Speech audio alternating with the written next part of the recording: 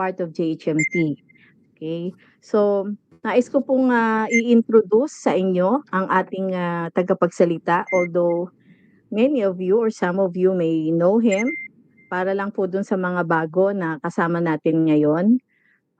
Paki-ano po, paki-like, paki-like and share niyo po ito para mas marami pong matuto, marami po tayong maabot. Sino nga ba po ang ating tagapagsalita ngayon?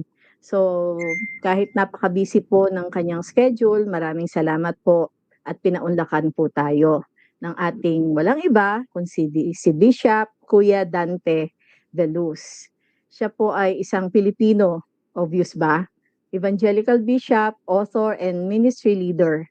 Actually, hinihingi ko po talaga to kay Pastor Arvin kasi baka may ma-miss ako. Ayoko pong may ma-miss ako sa mga nangyari sa kanya.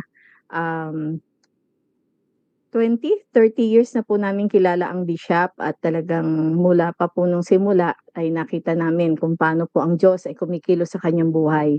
Ano po yung kanyang mga ministry roles? Siya po ay bishop, co-founder, and ng International Director of Jesus Heart of the Missions Team, ang JHMT.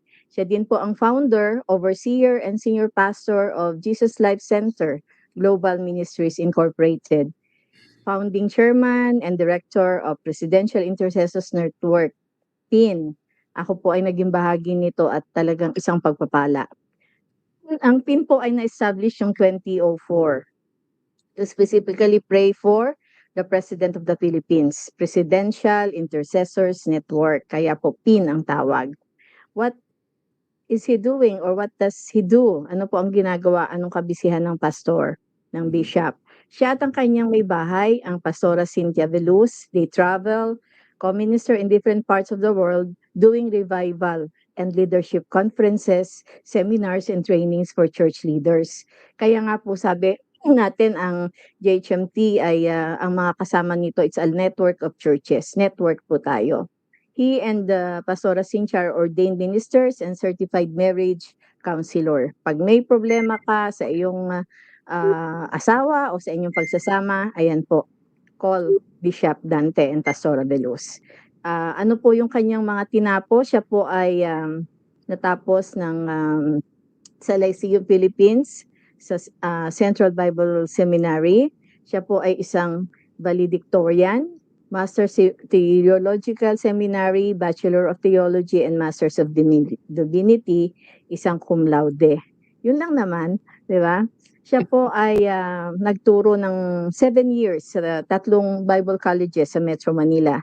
Is a member of Christian Bishops and Ministers Association of the Philippines, CBMAP, and the Philippine Council of Evangelical Churches, ang PCEC.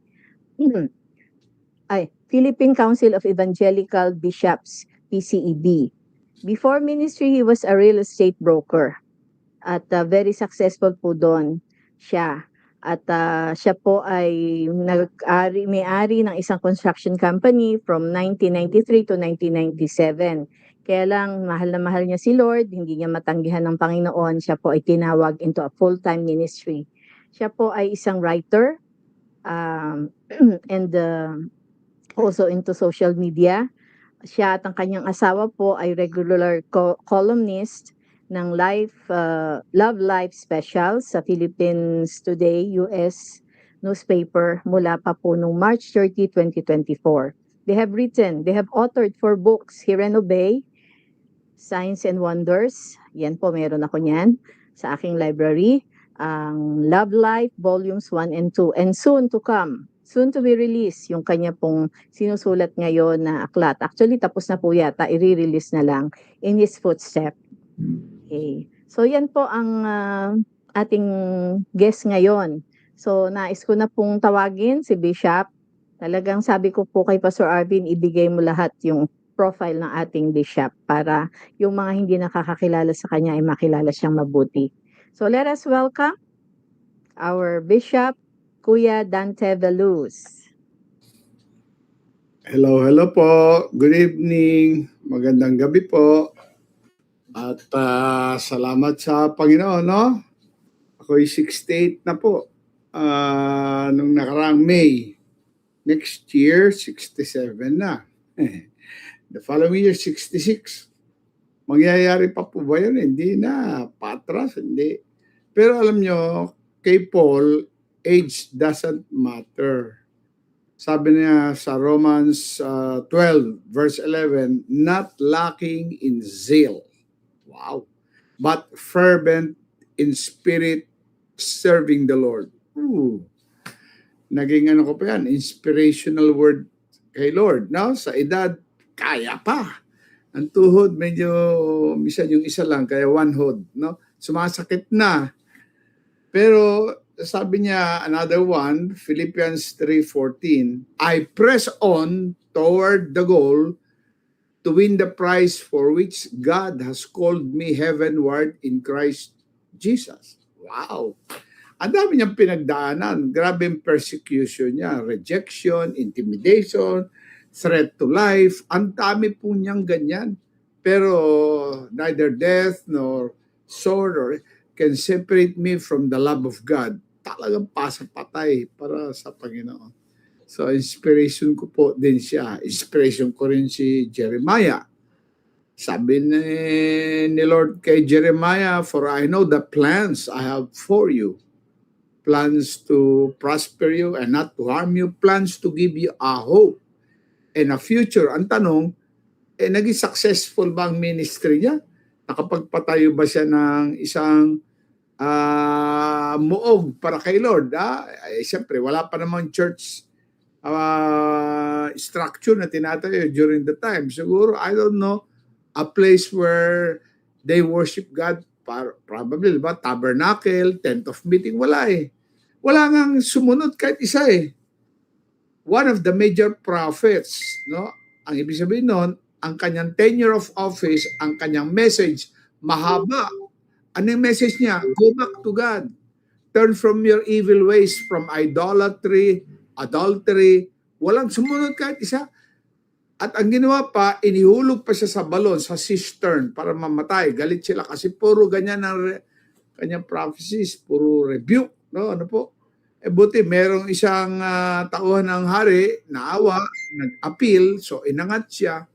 Alam nyo, pero kahit na ganyan ang sobrang frustrations ng kanyang buhay, sumulat ng libro. Kaya lang, anong libro niya?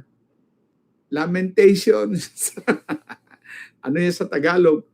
Dalamhati, hikbi, atungal. Ay, grabe. Bibili ka sa National Bookstore ng libro. Meron ba kayo dito yung iyakan, atungal, nakalimutan kong title eh. Anong libro yan? Yun na, Lamentation. Wala, bibili siguro. Puro, halimbawa, discouraged ka na nga, rejected ka. O kaya, pressured ka sa trabaho mo, sa ministry. Tapos bibili ka ng libro, title, Iyakan. Nakikiramay ako sa iyo. Ay, naku po. Pero, alam nyo, kahit ganyan ang kanyang naging buhay, kaya ako ituwan-tuwa, naging inspiration ko siya. Siyempre, sabi niya, the steadfast love of the Lord never ceases. His mercies never come to an end. They are new every morning. Ang galing, no? New every morning. Great is thy faithfulness, O Lord. Great is. Alam nyo, kahit pala ikaw ay lugmok sa dami ng problema, pressures, pwede ka pa rin, ang puso mo masaya eh. Bakit si Job, yung ating kapatid na Job, pag nakita tayo sa heaven, grabe yung nangyari sa kanya. Nawala yung kanyang pagkabuhay, mga anak niya. Kasi sabi ni Satanas, kaya naman pinupuri ka niya kasi pinagpapala mo eh. Anong gusto mo? Alisin ko yung mga blessings na binigay mo. Huwag mo lang kikitilin o papatayin. Akin ang kanyang buhay. Di ganun nga ang ginawa niya. Lahat ng kanyang mga ari-arian, mga animals na alaga niya, kasi mayaman siya eh. Mga anak niya, namatay lahat. Tapos sabi ng asawa niya, praise God ka pa rin. Praise God? Wala na nga lahat ng pagkabuhay natin, pati mga anak natin, namatay. I-curse mo na ang Diyos mo. Ano sagot niya? Job 1 verse 21. Bakit? Pag magpapasalamat lang ako, magpupuri pag meron. Dumating ako na wala, aalis ako na wala rin. Blessed be the name of the Lord. Wow! Awit po yan eh. He gives and takes away. My heart will choose to say, Blessed be the name of the Lord. Mga year 2001, patok na patok yung awit na yan eh. Ganyan ang buhay na gusto ko. Oh, there's one more that I would like to share with you. Si Samuel, chapter 12. Ano sabi doon? I am near the grave or the place of no return. So mamamatay, mayroong mga tao alam nila eh na mamamatay na sila eh. Oh, yung Nigerian prophet, talagang sabi niya sa Sunday mamamatay ako. Meron pa akong mga sino ba yun? Si BJ ano yun? Na prophet. Basta sabi niya tinawag niya yung mga prominent figures sa Israel. Siyempre, kilala siya. None of his word fell to the ground. Pag nag-prophesy siya, grabe. So, si King Saul, lahat impressed sa kanyang buhay. Ang tawag sa kanya, man of God, honorable man, seer, and prophet. Pagka ganyan klase ang tao, siyempre, ginagalang yan eh. So, nagpuntahan siguro, ang daming mga nando sa lugar niya, tao niya, namamaalap. Sabi niya, I'm near the point of no return or the grave. Meron ba akong atraso? Meron ba akong ginawa? Meron ba akong utang? Hindi ko binayaran? Meron ba akong pinangako na hindi ko tinupad? Meron ba akong inargabyado? Niloko ko ba kayo? Meron ba akong pagkakataon na kayo hindi nyo alam, ginagamit ko kayo? O mga ganun ba? Tapos sumagot sila sabay-sabay, wala kang ginawang mali o wala kang atraso sa amin.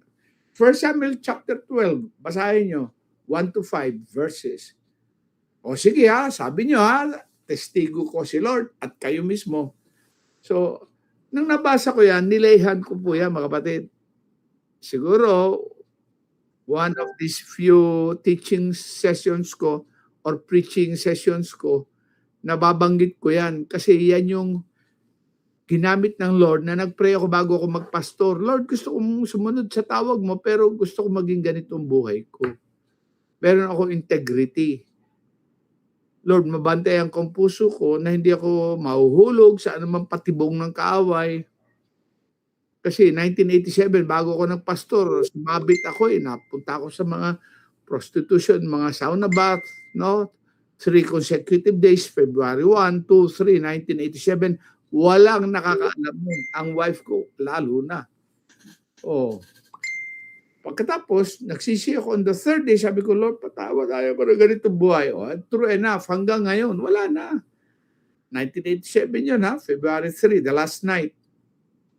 Nung August 28, tinatawag ako ng Panginoon, magpastor. Kaya ako pastor. Yung iba kasi tinawag, ako, purihin ng Lord, kasama ko dyan. Yung iba tinulak, yung iba nanulak, yung iba nagpatulak.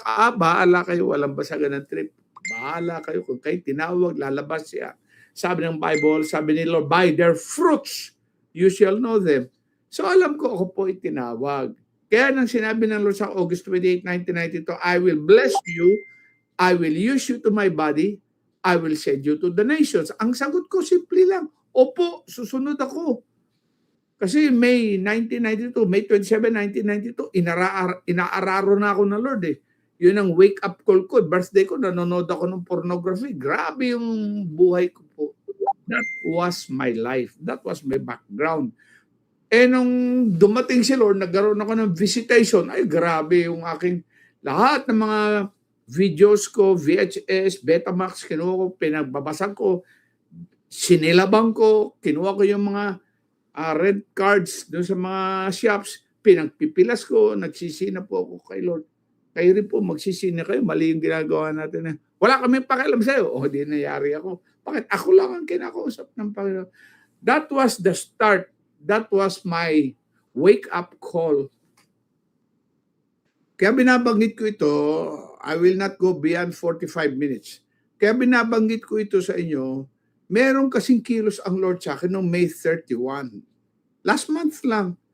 Alam niyo, nagsimula ako noong May 27, 1992 hanggang ngayon, naranasan ko na I hate sin.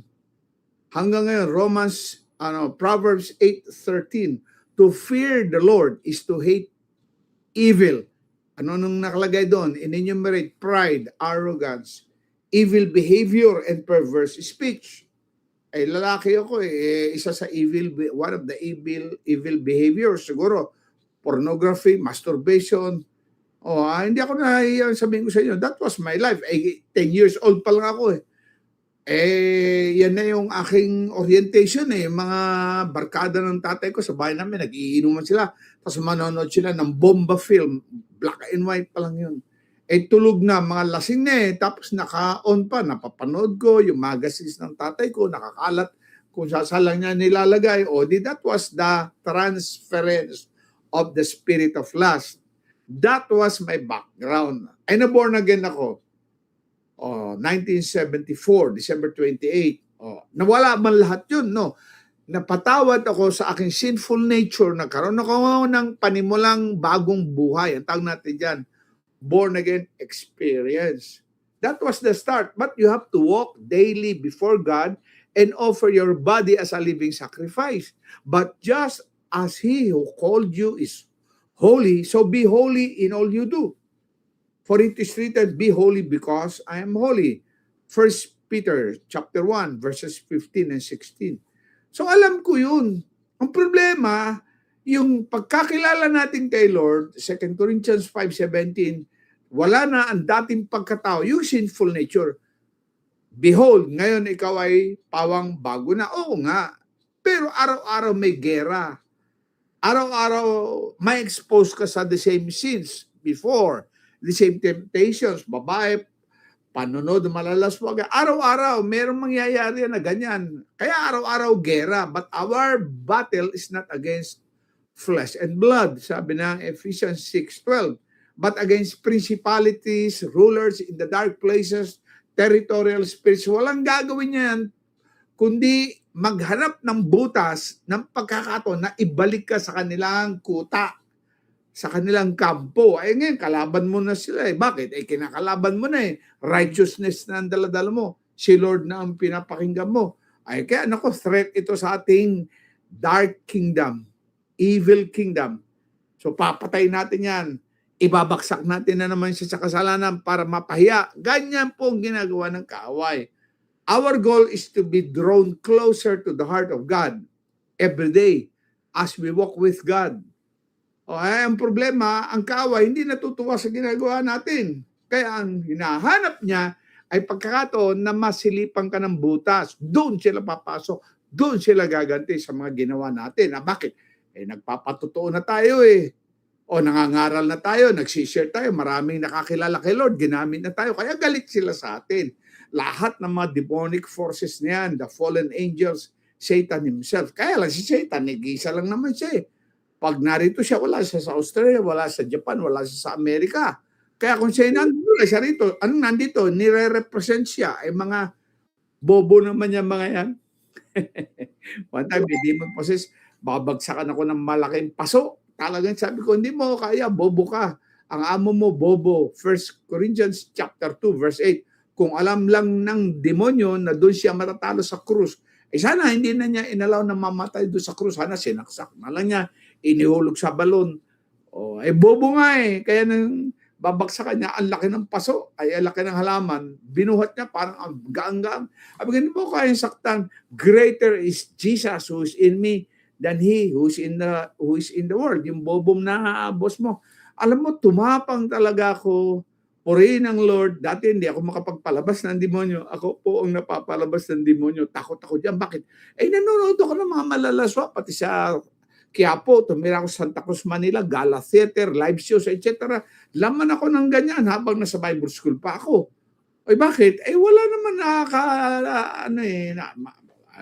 I just want to be transparent with you.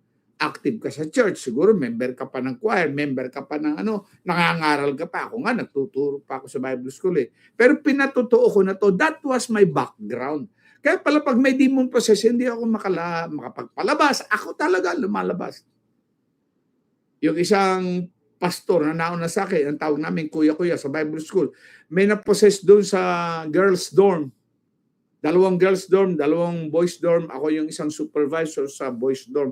May na-possess, pinatawag kaming 4 na supervisors. O, 3 lalaki, 1 babae. Yung una na nasa akin, na sa harapan ko, labas, in Jesus' name. Sabi ba naman ng demonyo, hindi ako lalabas. Magkasama tayo kahapon. Naku po. Ginawa niya, umalis. Doon sa likod namin pumunta. Tapos yung pangalawa naman, sabi niya, labas in Jesus' name. Sabi niya, hindi ako lalabas. Tindi ng kaaway talaga, no? Labas, sabi, in Jesus. Hindi ako lalabas. Labas! Nanggagalaiti na, no? Hindi ako lalabas. Sabi ng ganun demonyo. Pangatlo na ako sa linya. Sabi ba naman ng kuya ko na unang pastor na nauna sa akin, sabi niya, kung ayaw mo lumabas, di ako lalabas. Lumabas na ako. Naku, ako na. Sabi nung dalawa sa akin, hindi namin kaya, Dante, ikaw na lang. Ay, kung kayong dalawang, tagal nyo na, senior pastors kayo rito, senior kuya ko kayo, hindi nyo na palabas. Ako pa, lumabas din ako. Bakit? Ang buhay ko, bulok. Outwardly beautiful, but inwardly rotten. Kaya pag ikay na born again, that was just the start of walking in new life. But every day, you have to make a decision. Tama na yung masturbation. Mga lalaki na nakikinig sa akin. Bakit? Sabi ng Matthew 5:28, if any man looks at any woman lustfully, he has already committed adultery with her in his heart. Actually, pag babae, nangalo niya sa lalaki, may pinatulan na walang asawa, may asawa, adultery. Pero pag lalaki, pumatol ka, sa hindi mo asawa o dalaga, ganyan, tawag dyan, concubinage. So sa isip pa lang, nagkakasala na tayo, nakakapatay na nga tayo. Ilan na napatay natin dahil galit tayo, gusto mong patayin, sana mawala ka na sa mundong ire, kung ano. Sabi ng Bible, isip pa lang, murder na yan So ang buhay natin, araw-araw, bombarded tayo ng iba-ibang klaseng situations na you have to decide. Ako po, pinanalangin ko yan. Sabi ko, Lord, yung buhay ni Samuel, gusto ko ganyan ang maging buhay ko. Ano yung kinababaksak natin? Mga kapatid, let's just be honest. Pera, immorality, babae o lalaki. Pangatlo, pride. O kaya yung tagrama, kapit sa tuko, sa posisyon. Pera. Ay nako, sa biyaya ng Lord, from the first day of my call to the ministry, 1992, hanggang ngayon, hindi ako mawak ng pera ng church. Meron kaming designated na mga tao, committee na nag-handle niyan. I never asked my wife to handle the finances of the church. Bakit? Basta, nang bata pa ako, yan ang training ko. Working student ako hanggang college po. Ang tatay ko, dahil hindi siya, walang pakialam ewan ko, may nangyayaring ganyan, pero na-born again naman siya. Kahit baon, wala. 5 centavos, wala. Mamera pa, mayroong value Kahit I love you, AKAP, graduation, ako ay model platoon leader ng aming Boy Scout, tsaka Cub Scout, hindi yan dumadalo. So, wala akong galit sa manalo. Nababanggit ko lang sa inyo, kahit na ganyan ang background mo, sa tingin mo, pinagkaitan ka ng buti ng mundo, kasama mo naman ang Panginoon. Hindi pa ako born again, pero alam ko, sinusubaybayan ako ng Panginoon. Nung bago siya namatay, sinugurado ko, pinatanggap ko talaga sa Panginoon. At nang siya'y nakaburol, pinakita ng Panginoon sa akin ang vision na naandun siya. Salamat, Dante. So, salamat sa Panginoon. Meron ganyan akong karanasan. Alam nyo, kahit na ang dumi ng pinanggalingan ko, ang tatay ko, ang kanyang example, pangit, hindi ko siya sinunod. Pero, nanood din ako, nag-try ako manigilyo, hindi ako natututo, nag-try ako mag-inom, hindi ako, pero yung lustful lifestyle, ginawa ko yan. Hanggang sa na-born again ako, hanggang sa nagkasawa ko, alam mo, wala yun on your own. Hindi, you have to make a decision to change. You just say no. Huwag kang titingin. Tapos ayaw mo na. Tapos bumalik ka pa. Ayun lang. Kaya alam mo, yung buhay natin is a journey into righteousness. Kaya itong May 31 encounter ko with God, chinalis ako ng Lord. Are you willing to follow my footsteps? Sabi ko, yes, Lord. For life, Lord. Kasi ito talagang gusto ko. Nakaranas na ako 2 years ago talagang I hated sin. Pwede pala 1 day, 1 week, 1 month, or more than 1 month. Nakaranas ako ng ganyan eh. Hindi ko malaman kung ako nagkasala sa isip, salita, sa gawa. Basta meron palang ganyan. Dumating sa puntos ng buhay ko, ako nagsasapatos, naliligo, nagpa-plancha ng barong ko, nagpo-pomade pa ako noon, nag-Bible study ako every morning.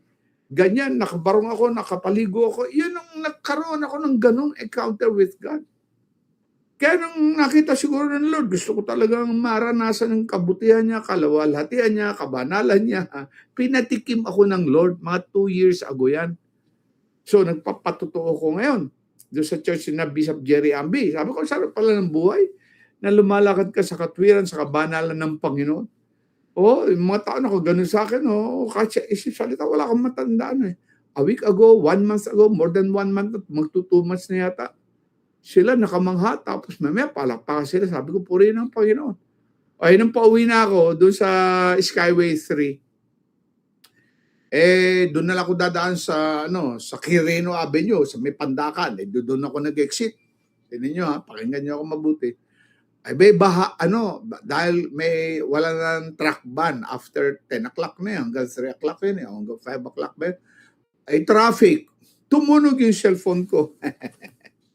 Ring. Di kinuha ko, tapos kausap ko na, may sabi ng Lord, hindi ba bawal ang mag-cellphone habang nagdadrive? Ay, sorry po.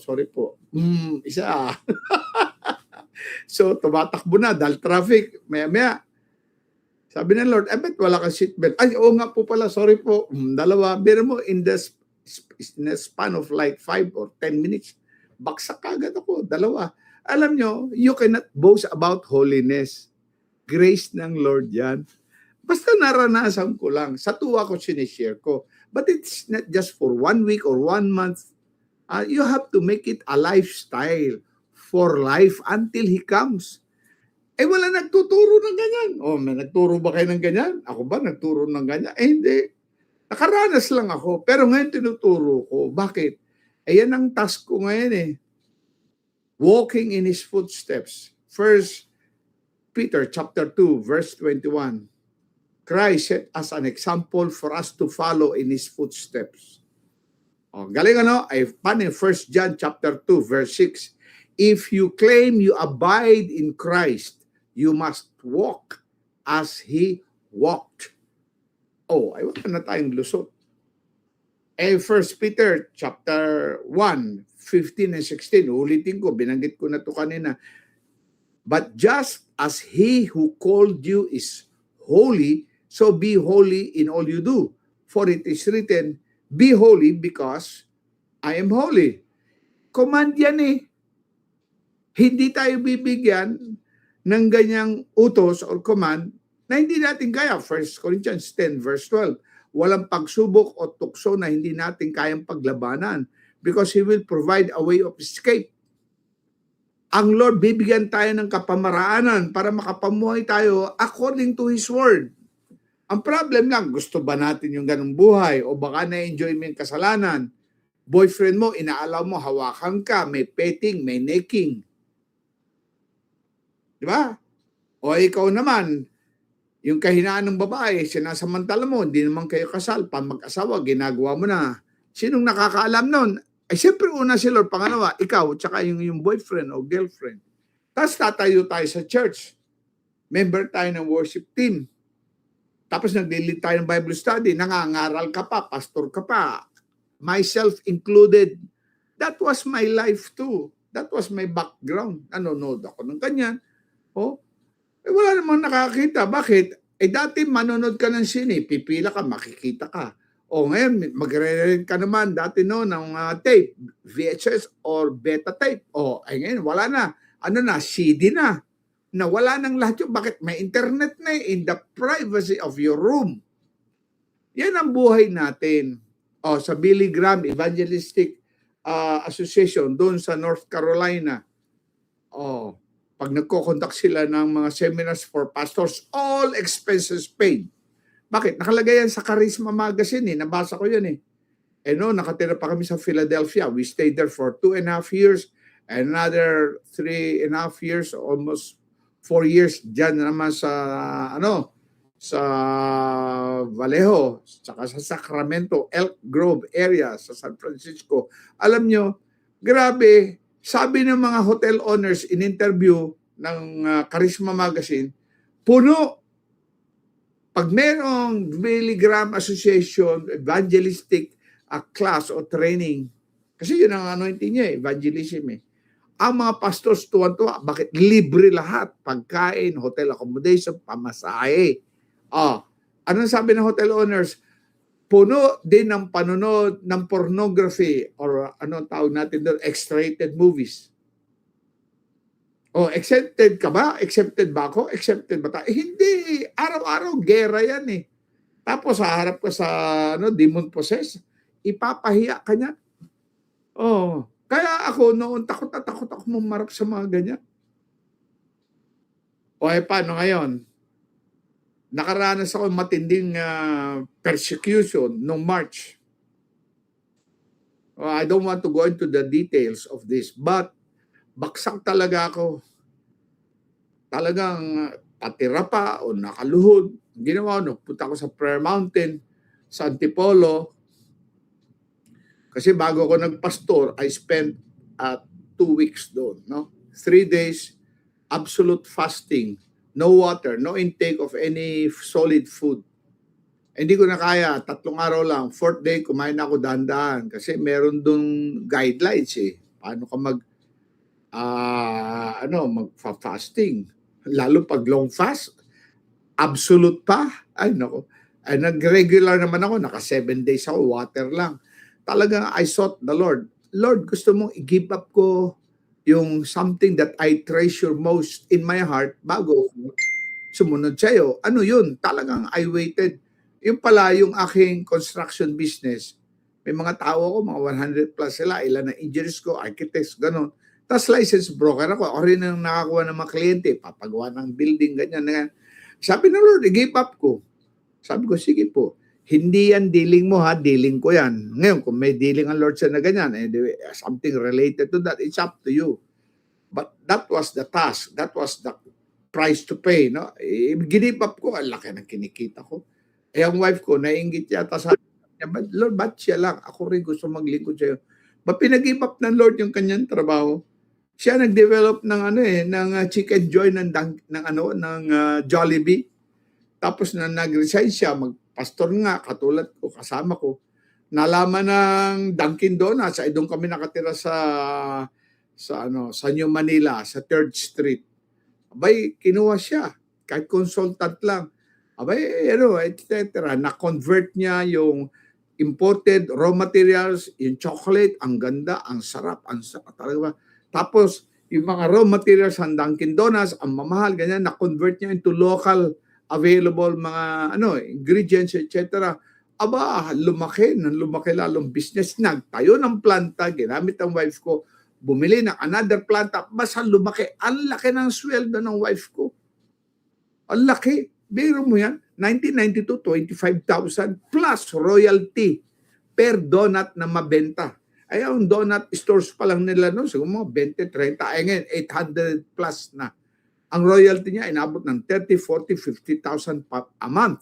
Plus the 25. Ang laki ng sweldo. Ay kung hindi siya nag-resign, ay sitting pretty kami. Dahil yung pinalit niya, na pumalit sa kanya, ang laki-laki talaga ng sweldo. Presidente. Hanggang ngayon, magre-retire na rin. Kung pera lang ang usapan, ay ba't kami mag-aalis pa sa ministry? Diyan na lang kami. Hindi. Pinagpalit namin yung luxurious lifestyle. Luxurious. Hindi, basta nakakaangat. Sabi nga ng kliyente ko, buy and sell siya. Exclusive broker niya ako eh. Taga Corinthian Gardens, pero patay na siya. Namimili ng properties siya. Ako ang exclusive broker. Laki kong kinikita. Ay talaga nakaranas na din ako ng ganyan. Meron pa mas malaki doon sa Daraitan, Tanay. Tatambakan na ng nawasan ng tubig. Ako naglakad noon. Ako may special power of attorney. Abay, sabi niya, Dante, halika, babayaran na tayo. Di pumunta kami sa Nawasa. Naka-record yan. Kahit iparating nyo sa kanila. Bay, sabi ko, sir, ba't ganito? 80 million lang natin pinasok. Bakit bibilhin nila 340 million? Sabi niya, hindi, kasi may babayaran tayo. May mga board members. Sabi ko, ayaw ko po ng ganitong transaksyon. mananagot tayo sa taas. Dante, yan 20 million earnest money, down payment ha. Yung 11 million na commitment ko sa iyo, kasi 80 million, 11 lang sa akin doon. Ako naglakad noon, ang tagal kong ginawa yun, 3 buwan yun eh. Biro mo lahat ng mga nakatira doon, mga squatters o kaya mga taong bundok, pati mga NPA, nakausap ko, pinagbibigyan namin. Pag binayaran ng May plus 50,000 pa, plus relocation, ay sino ba hindi pipirma? Hindi naman talaga sa inyo yung lupa. Alam mo, pagdating ng bayaran, nandyan na pangalan ko, kasi ako may SPA, sabi ko, no sir, I cannot do this. Sige na, pirma mo na, bibigay ko na kaagad siya yung 11 million out of that 20 million. Sabi ko, no sir, mananagot po tayo sa taas. Kung wala kang fear of God, no, medyo ganun-ganun pang buhay ko eh. Basta ayaw ko ng ganyan. Oh. So, wala pa kaming bahay noon. Ay, purin ng Lord. Meron kami, binigyan kami ng Lord ng 2 units ngayon ng condo. Yung isa, inuulugan pa namin yung isa, binigay lang. Oh, maayos naman buhay ko, may sakyan ako. Bago birthday ko, binigyan ng anak ko ako. Alam nyo, sumunod lang tayo kay Lord. Bahala ang Lord sa pangangailangan natin. Oh, biro mo yan. Pipirma lang ako, 11 million. Hindi ko tinanggap. Lalo ngayon, kasi antindi ng kilos ng Lord sa body of Christ ngayon. Ako'y nakisakay sa agos ng Holy Spirit. Kaya ngayon, itong topic na in His footsteps, I can present to you my outline in PowerPoint. I've done that. Siguro ito yung pang-6 o pang-7 ko nang sinishare itong karanasan ko. Kahapon ang wife ko nag-share. Panoorin nyo sa Facebook. I will forward to you the link. Panoorin, ikalat ninyo. Sabi ko, sweetheart, ang ganda naman ng Psalm 101 na binigay sa'yo ng Lord na na expository yan. Sige, share mo buka sa Monday. Pinag-share ko. Bakit? Hindi lang naman akong tinawag, pati ang asawa ko eh. Iisa ang heart namin. Nakikita niya sa umaga, talagang nakadapa, nakaluhod ako dyan. Simula ng March 3. O alam mo, March, April, May, June, 3 buwan na. Ito talaga. Tutulog ako mga alas 9:30, alas 10, tulog alas 11. Mahirap na pagka-gobian ako ng 11. Hirap na makatulog. Tapos pagigising ako, alauna, alas 2, alas 3, para mag-CR lang.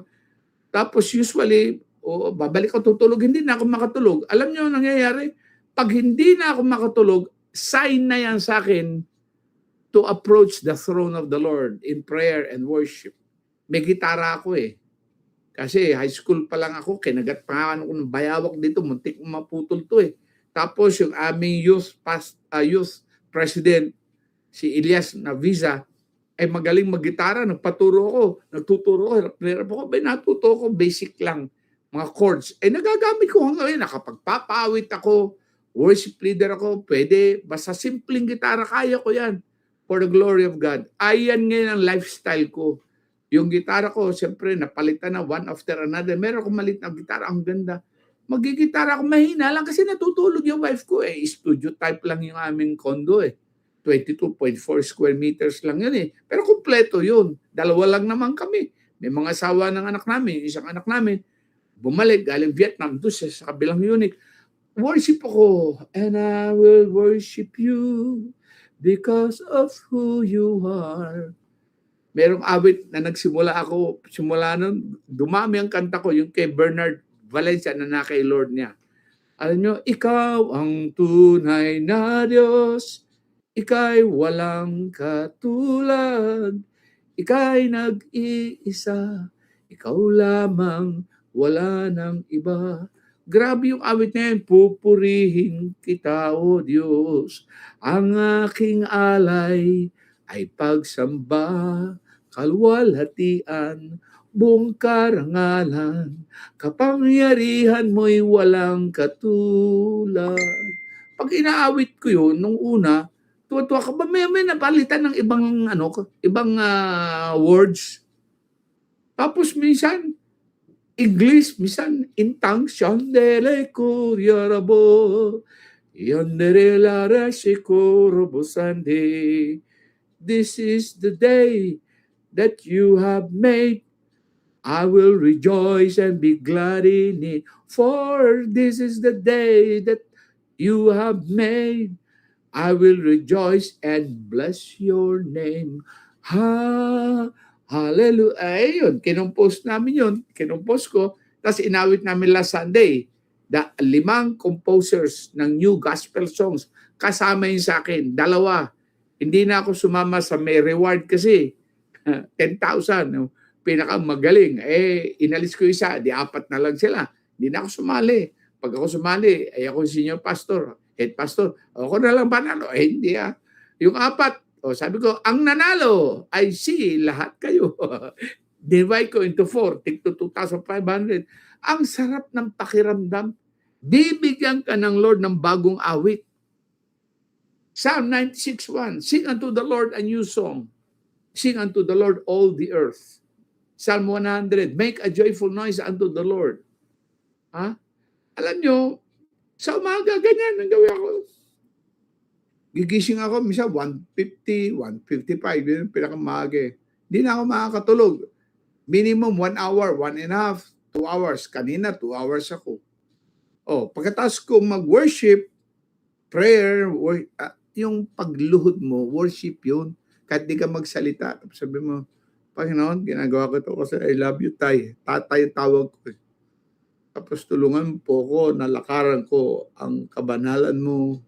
Wala akong righteousness on my own. Pero sabi ng 2 Corinthians 5:21, Christ, who knew no sin, became sin for us that we might become or obtain the righteousness of God. So yun lang basis ko. Yung righteousness ni Lord, lakaran ko lang.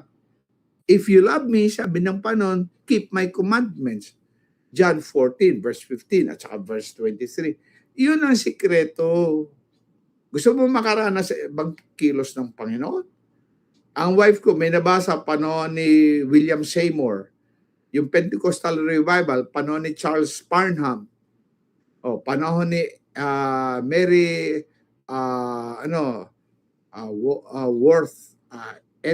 Woodworth Ether. Sabi nila talagang grabing presence na Lord. Nagtatalakbong pa nga ng cardboard si William Seymour, yung itim na black sa Azusa Revival. Azusa Street sa California yun . Bakit? Pagka tinanggal niya, baksakan niya mga para si Moses, nagtatakip pa siya ng kumot o parang gano'n. Grabing presence na Lord. Parang for a while, 100 years daw. Tapos, after that, eto na, normal na, nagkaroon na ng fear of the Lord. Ngayon may iba na naman sabi ng 3 nag-prophesy na yun, na darating na ang panahon uli, bababa uli yung gano'n, magkakaroon ng global revival. At hindi lang sila, bakit? Ang Diyos ng Amerika, Diyos ng Canada, Diyos ng Africa, Diyos ng Pilipinas, Diyos ng, diyan kami sa East Camias Ito, office, narito ako sa office. Diyos ng Cubao, Diyos ng lugar mo, ay Diyos ng lahat Kaya hindi lang mga ibang lahi ang nakakaranas ng kilos ng Lord. Tayo din. Pero the challenge is, right now, dapat ang puso natin uhaw sa Lord. Hindi ko alam kung paano mo gagawin yan, no? Kasi ako, biglang, ang grabe yung persecution ko, kung ano-anong issues na sasabihin sa akin, patungkol dito, patungkol dan. Gusto kong harapin sila kahit saan, mag-abot, kahit sa korte, ganun lahat. Kasi palaban din ako Hindi nyo ako masyadong kilala, 1984, tumistigo ko sa isang napakalaking kaso. Yung aking patotoong pinakinggan, na-absuelto, ay kulong yung mga sundalong bumaril kay Aquino. Na time na yun. Nasa national news ako, TV, lahat ng major dailies, newspaper, radyo, pinag-uusapan. Yung pastor, hindi naman ako pastor, ang tawag sa preacher during the time. Talaga sabi nga ng mga kaibigan ko, tsaka kinalaban mo yung mga sundalo, lagot ka. Wala nagpatotoo lang naman ako, nagsisinungaling yung nag-testify doon na nakita daw niya, si Galman ang bumaril.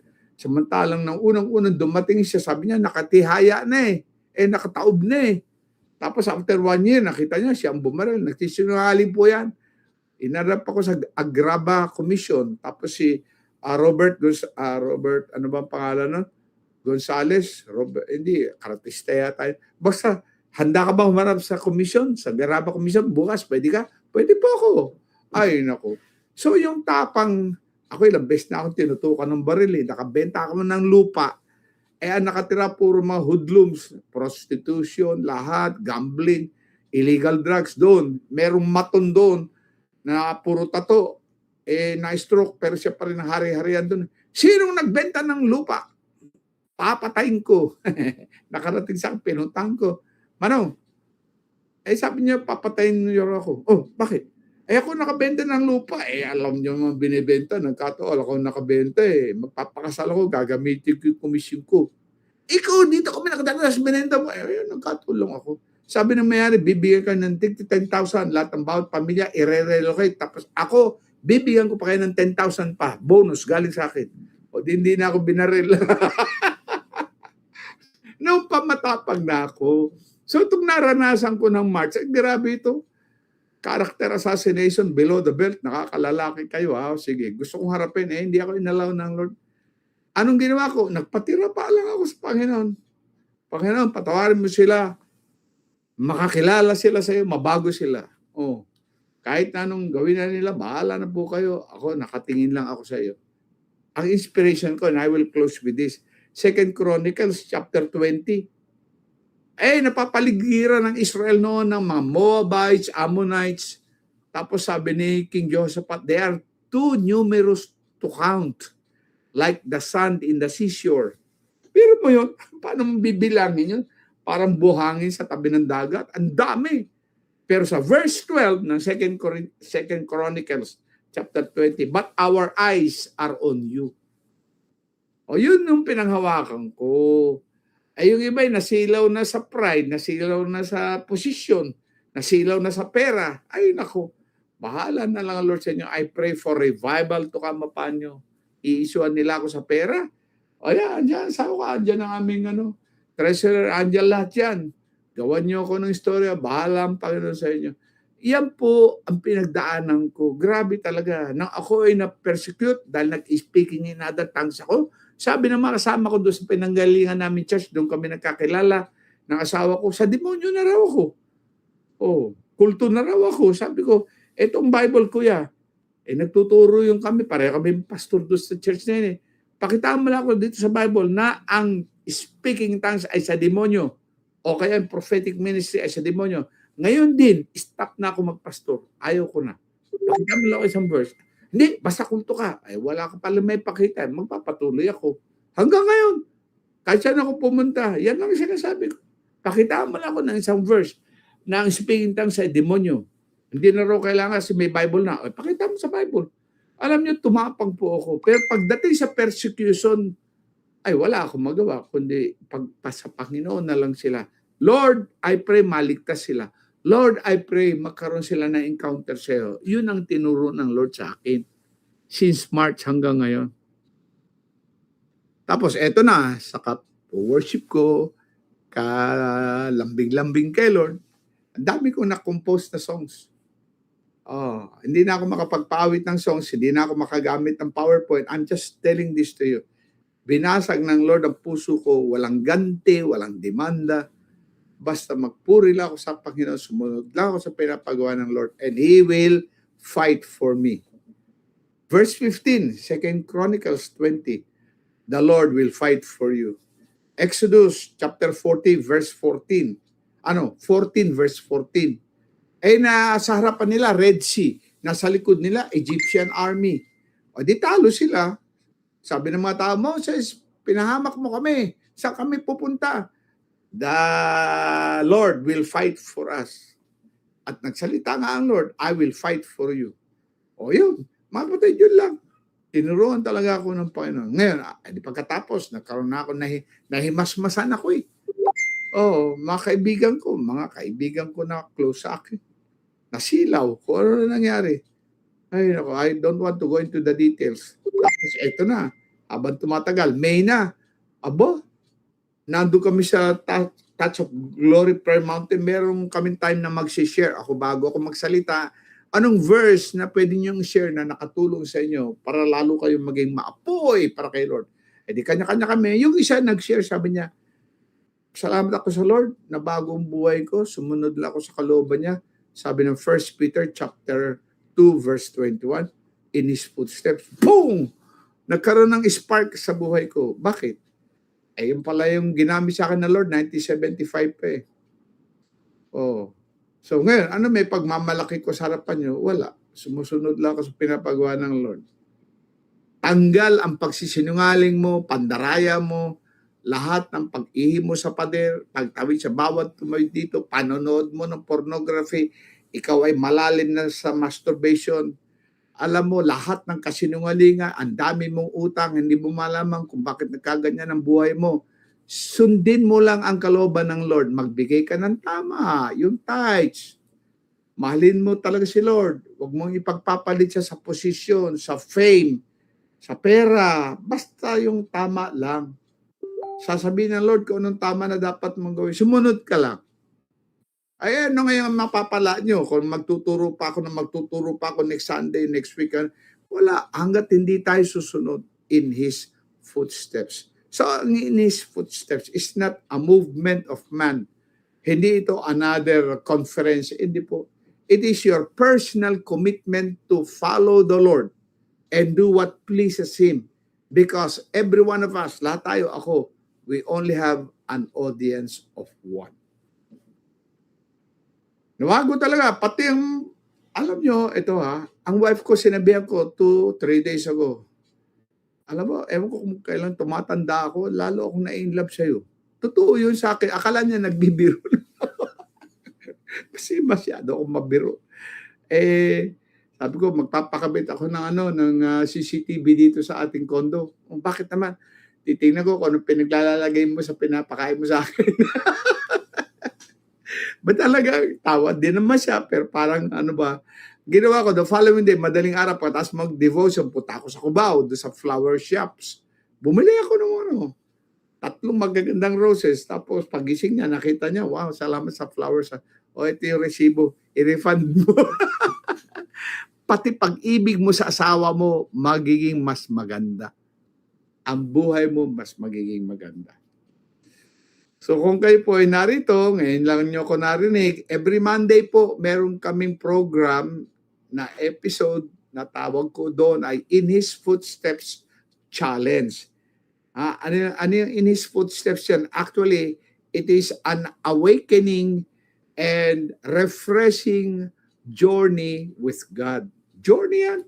Hindi yan ngayon lang. Hindi yan last week lang o next month. Ayusin natin ang pagsunod natin kay Lord, maliliit lang na bagay, pati pagtawid sa bawat kakanan ako, hindi ako makahintay, nag-shortcut ako sa gas station. Muntik na akong mabangga ng tricycle o siya ang mabangga ko.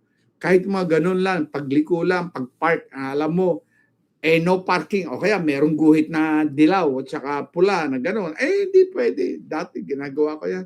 Tatakbo ko sa EDSA, merong lanes na 2 maliit lang. Kasi ang kotse doon ako dumadaan para mabilis. Ang bilis. Ngayon hindi na. Bakit? Pang-bike lane yan pang-motorbike yan maliliit lang na bagay. Hindi na natin kailangan madagdag pa ng pulis. O kaya traffic enforcer. We just need an encounter with the Lord. Can I pray? Lord, I pray that your will shall prevail over ours. We are not after the program. We are not after the presentation of material. We are after you. Lord, may this challenge, 1 Peter 2:21, I pray, and even 1 John chapter 2 verse 6, maging totoo sa amin. If you claim you abide in Christ, you must walk as He walked. In 1 Peter chapter 2 verse 21, Christ has set an example for us to follow in His footsteps. That's our prayer, Lord. Let this be a good start for each one na nakinig. Magkaroon talaga kami ng steering in righteousness. Una ka bago ang cellphone sa umaga. Una ka. Nasusunod kami sa iyo, papupurihan ka, at maluwalhati ka. That's our prayer, Lord. Stir our hearts to follow you. I just declare this upon you. Magkaroon ng kahit tuldok lang o spark sa iyong puso na yung narinig mo, maranasan mo. I bless you with this word. In Jesus' name, Amen and amen. Salamat po sa inyong lahat.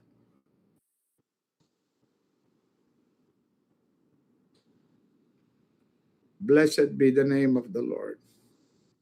Praise God. Purihin po ang Panginoon. Hallelujah. Bishop, heavy.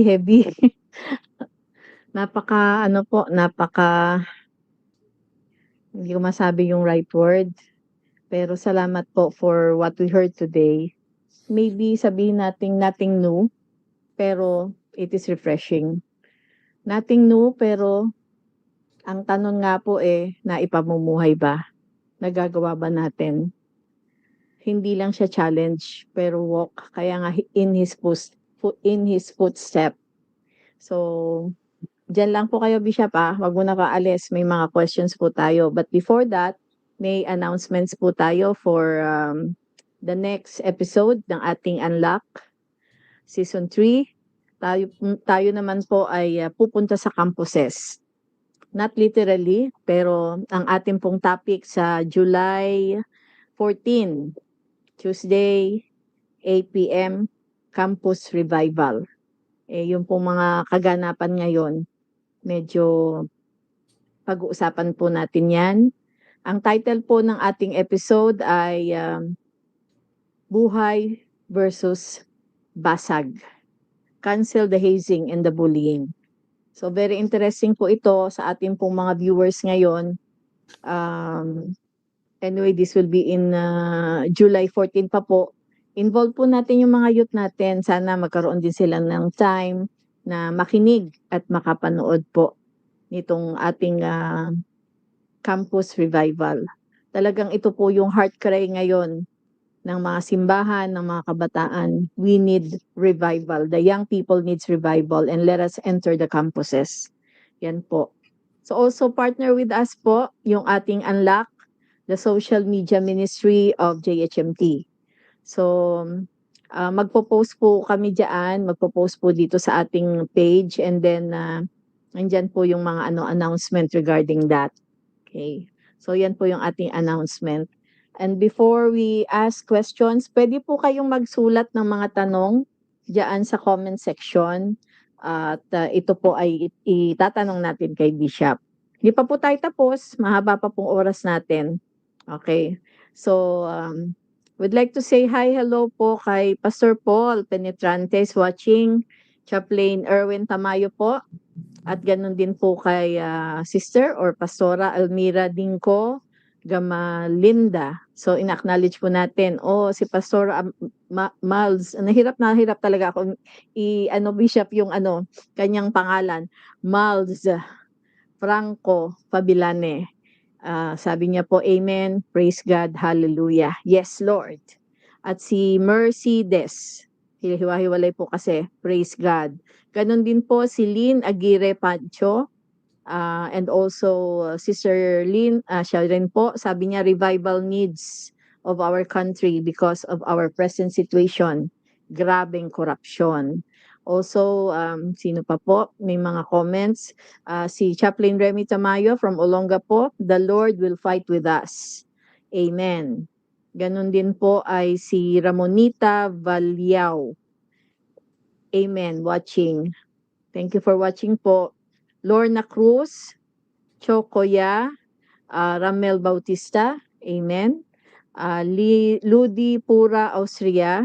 So ina-acknowledge po natin to para makahay sa inyo. Fe Mendiha Simbol, Ana Acebis, thank you po for joining us. Ako si Nikki, thanks daw po Bishop. Si Pastora Rhea Tan Estrada, the real epitome of God's servant. Praise God. Ganon din po si Pastor Nelson and Pastora Zenny San Agustin. Kanina po, nakita ko po si nawala, nabura na yata dito. Yang si Donya Sally, nandyan din po siya kanina at nag-hi hello siya sa inyo, Bishop. Also si Yunil Donalyn Ramos. Good evening po sa inyo. So yung ibang hindi natin na-mention, nalampasan na po kasi marami na po tayong ano 'no, marami ng comments and viewers. Puwede po kayong maglagay ng question diyaan sa inyong diyan sa ating comment section if you have questions at sasagutin po ni Bishop 'yan. Okay, let's go with the questions. Ito po ang mga question natin for Bishop. Ah, kanina Bishop, nabanggit niyo po yung ano 'no, yung in his footsteps, I'm sorry.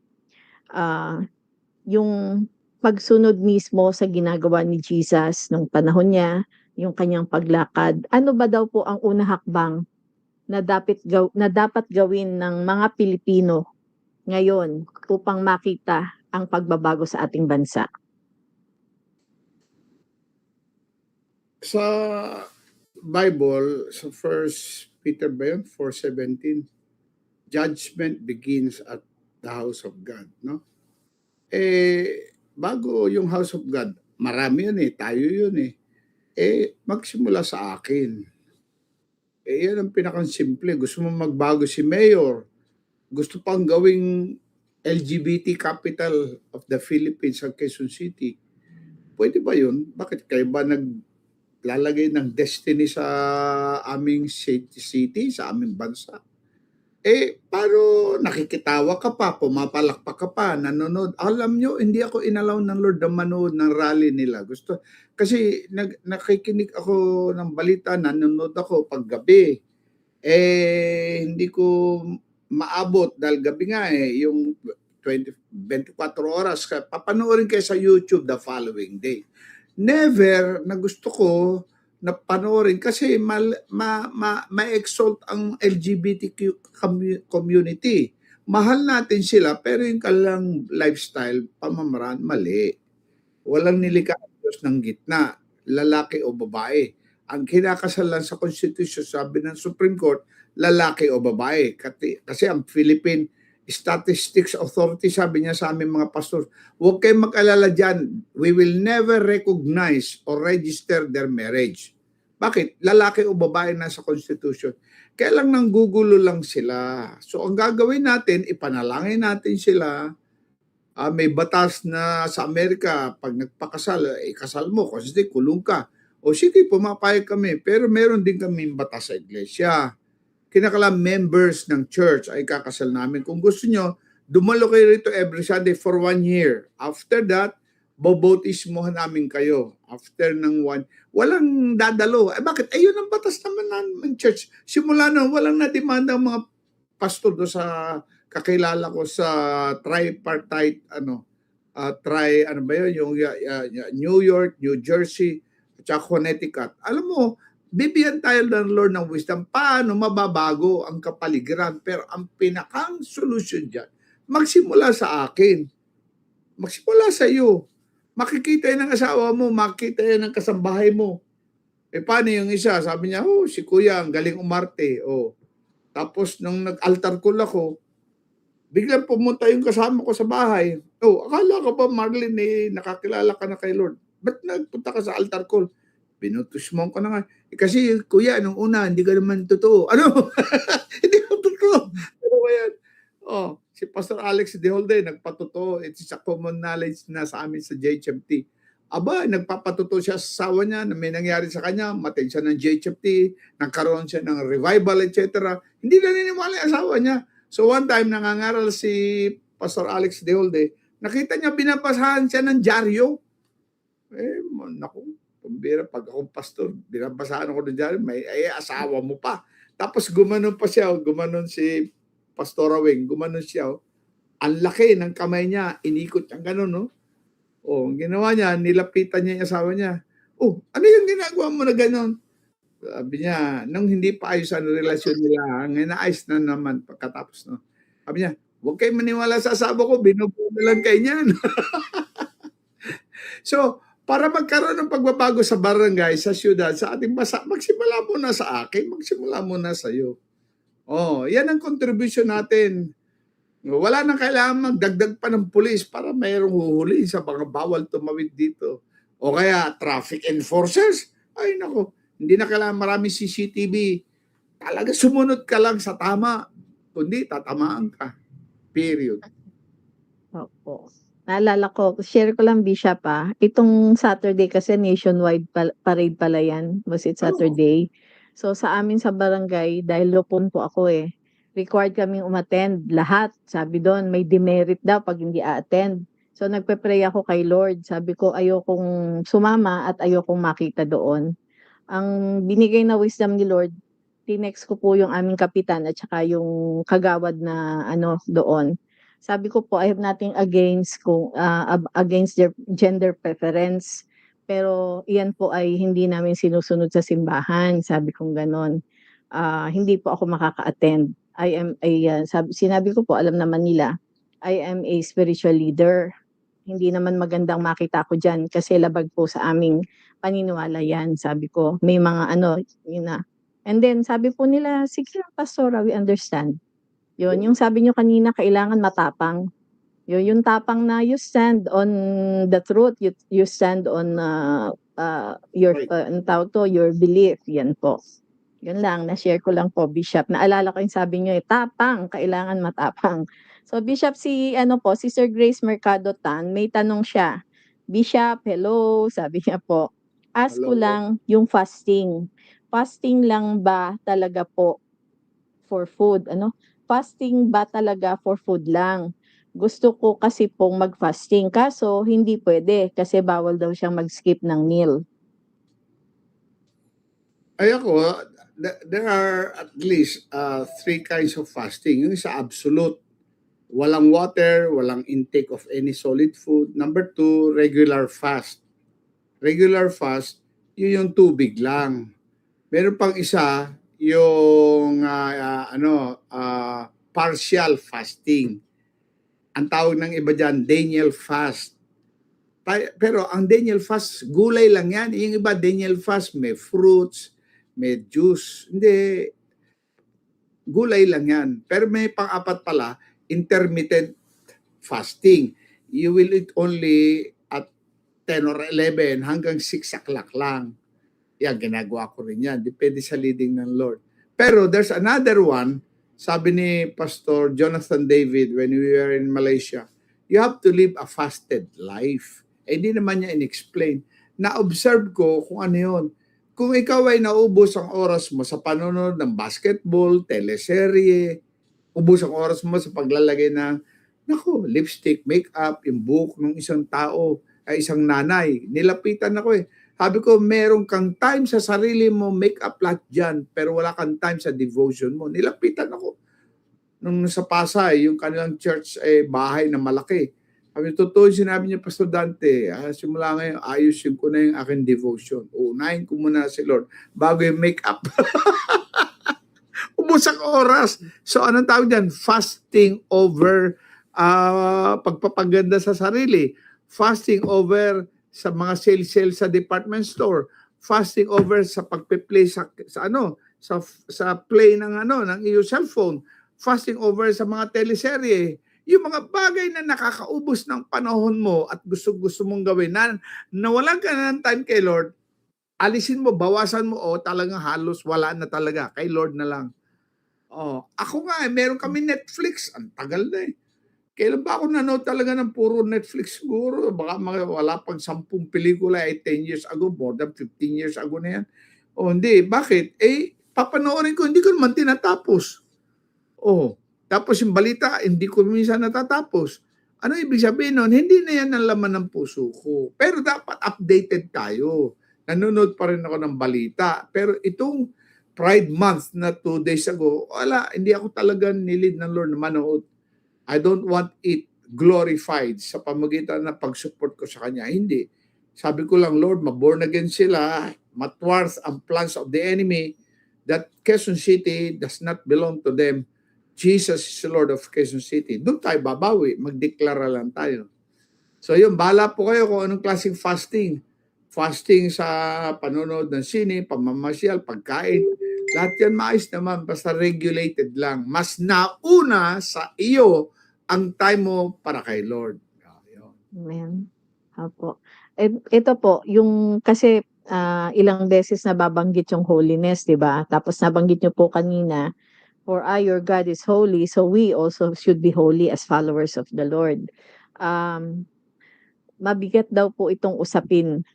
So, paano daw po natin ito, Bishop, ipapaliwanag sa isang ordinaryong Pilipino? Di pa nga po nabanggit kung Kristiyano ba 'to or what, pero as Filipinos, ang kabanalan na hindi ang dating ay religiyon, kundi lakas para baguhin ang pamilya at ang bayan. Ito namang message ko, hindi ko naman 'to pina-publicly broadcasted, hindi. Ito actually pang mga Kristiyano 'to, eh. Paano tayo makakaakit ng mga kaluluwa para kay Lord? Eh, kung yung ginagawa nila, ginagawa din natin. Hindi naman kasal, 'pag mag-asawa ginagawa mo na. Ay bakit ikaw pastor nanonood ka ng pornography? Isinare ko 'to June 3 diyan sa Zambales, sa bahay ni Bishop Gary Gary. Partosa. There were 60 of them, 60 plus. Thanksgiving offering niya kay Lord kasi biniless siya ng Lord. So, sabi niya, Ninong, pwede ka ba mag-share? Punta ka rito. Sabi ko, sige. Alam mo, sabi ko sa niya, pastor na tayo eh. O, yung love gift, okay. Pero yung offering para sa church o first fruits, hindi mo man lang tinanong kung ano yan eh. Eh pag sinabi para sa church, tapos ginamit mo, binulsa mo, eh hindi, pastor naman ako eh. Merong isang ganyan, binigay para sa pambili ng ganito. Abi, ginamit, bumili ng pendant, bumili ng ganito. Sabi ko, no. Hindi yan ang intention na binigay yan. Alam mo yan eh. Ako nag-encourage para mag-donate sila. Tapos binili mo ng personal na gamit mo. May mga ganyan. Alam mo yung isang kapatid natin, naipon yung kanyang naipon yung kanyang tithes. Ang dami. Kasi OFW siya eh. Pandemic, naipon. Gusto niyang ibigay dito. Dumalo sa amin. Sabi ko, ay hindi. Saan ba kayo nag-attend na church? Sa Victory po, Christian Fellowship. Doon yung bigay. Hindi, mayaman na sila. Tsaka no. Bring the whole tithes into the storehouse. Doon ka dumadalo eh. Gawin po na yung tama. Tapos meron mga isa nagtanong, mayaman to, kilala ko to. Nagbe-bless talaga to. Sabi niya, Bishop, paano itong first fruits ko? Kanino ko pwedeng ibigay? Pwede ko sabihin, hatiin mo, bigyan mo ako, bigyan mo. Sabi ko, no, ibigay mo yan sa pastor mo. Nagbibigay naman yun kahit kanino. Pag nilid siya ng Lord, marami ng best, binigyan din ako noon. Hindi ko, sabi ko, no. Give it to your pastor. Ezekiel chapter 44 verse 30.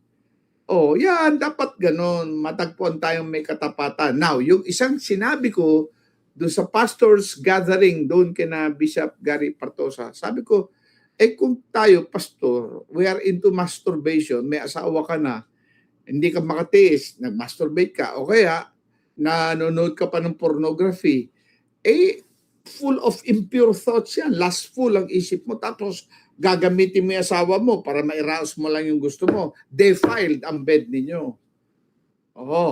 Kaya sabi ko sa kanya, kung ikaw, pastor ka, tapos ganyan, hindi ka nga nakita asawa mo, hindi naman mo ibubukas ang pinto o bintana, makita yung ginagawa mo. Walang gumagawa ng ganyan. Malalaki, mababae, mga kapatid ha. Dalawa na yung babae na nagpatutoy. Yung isa matindi, doktora, ang ganda, spirit-filled, anointed, pag nangaral, kilalang kilala. Iba sa inyo, sigurado kilala yun. Nagpatuto siya. Ang lalim ng kanyang lust, masturbation, babae. Sabi ko talagang tapang nito. Bakit? Nakaranas ng fear of the Lord eh. So mababae, malalaki, pag ganyan pa rin ang iniisip mo, defiled ang iyong sex life, ginagamit mong asawa mo, yung spirit na pinasok ng pinanood mo, na ginagawa mo, natatransfer yan sa asawa mo. Tapos mamaya, ang asawa mo may natukso, may isa, spirit-filled yung lalaki, yung babae spirit-filled. Meron isa na bumigay, lalaki. Ang galing magsalita, pinapatulan kahit sino, dinisiplina nila yun.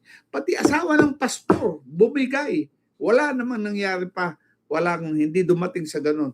Pero grabe, ang sakit, sabi sa akin ng pastor, na kaibigan ko yun eh. Pero paano ka papatol? Kasi hinayaan mo na manilip lang muna si David. Maya-maya, yan na, nagmamasturbation na. Mamaya, pinatawag na, nabuntis. Tapos pinatawag yung asawa. One after another, nagsisimula ang anay sa maliit na porsyon ng kahoy sa bahay. Isang araw mamaya, babaksak na lang yung kisame. Bakit? Inalaw mo eh. Kaya po, alam nyo, walang ibang makakatulong para maayos ang ating buhay, kundi ikaw mismo, sa harapan ng audience of one. Ito nga sikreto na binigay sa akin ng Lord. Merong bowler na nakalagay, what would Jesus do? Hindi ko naman nakita yun, nabasa. Ito, ano ang iisipin ng Lord kung siya ang nasa paa ko? What would Jesus think if he were in my shoes? 1. What would Jesus say if he were in my shoes? 2.